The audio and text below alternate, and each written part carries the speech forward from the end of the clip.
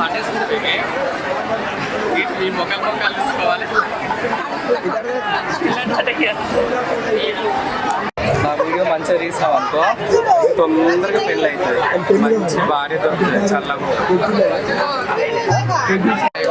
శివశక్తులు, హిజ్రాలు, అదేవిధంగా జోగిదేవి యొక్క ఫీలింగ్స్ లో తెలుసుకుందాము.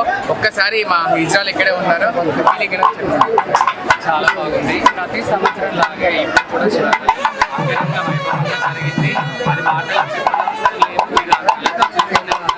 ఇంకో ప్రత్యేకత ఏంటంటే క్రితంసారి కన్నా ఇక్కడ ఏర్పాట్లు ఇప్పుడు చాలా బాగా జరిగినాయి. ట్రాన్స్జెండర్స్ ప్రత్యేకంగా తీసుకురావడం, పట్టు వస్త్రాలతో సహా మమ్మల్ని కూడా తీసుకురావడం అనేది జరిగింది. అది చాలా సంతోషకరమైన విషయంగా మీకు భావిస్తున్నాను. తెలంగాణ ప్రజలందరికీ నమస్కారం.